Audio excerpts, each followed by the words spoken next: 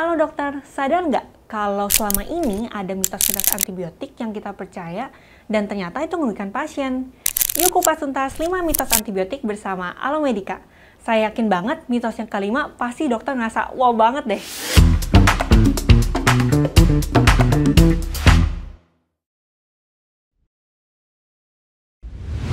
Satu, pemberian antibiotik dianggap tidak membahayakan.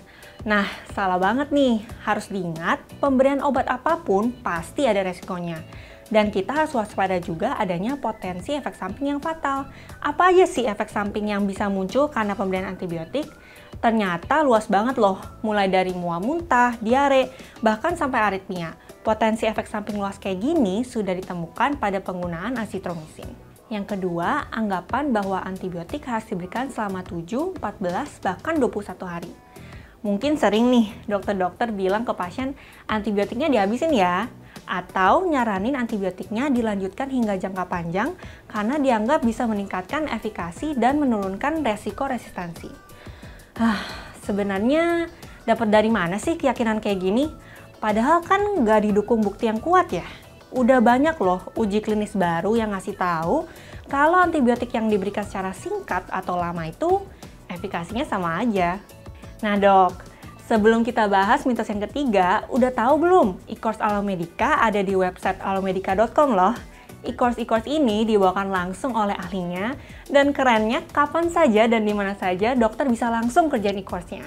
Jadi segera update skill dan CV dokter dengan e-course Alomedica. Nah, mitos yang ketiga, asumsi kalau antibiotik intravena lebih unggul dibandingkan antibiotik oral. Banyak dokter, terutama di settingan rawat inap, menganggap antibiotik itu lebih efektif kalau diberikan secara intravena.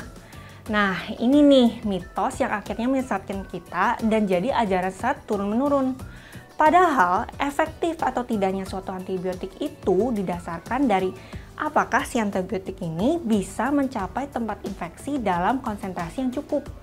Jadi ya, as long as it works, mau oral atau intravena ya nggak masalah.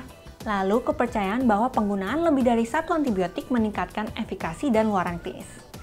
Sering loh dok, ada dokter yang nganggap the more the better. Jadi antibiotik diberikan lebih dari satu.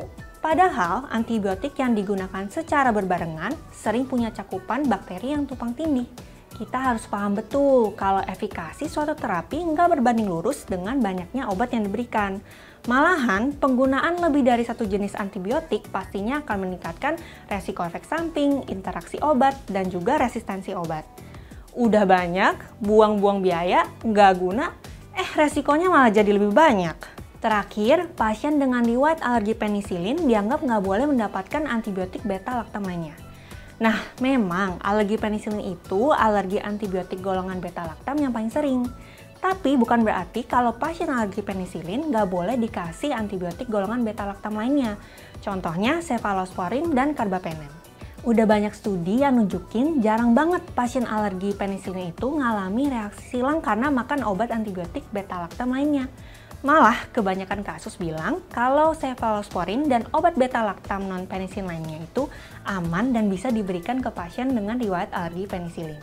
Nah, itu dia 5 mitos antibiotik yang mungkin masih ada di beberapa pikiran dokter-dokter. Hati-hati, jangan ikut terjebak dengan mitos yang nggak benar ini ya, karena bisa jadi dokter malah overuse atau misuse antibiotiknya.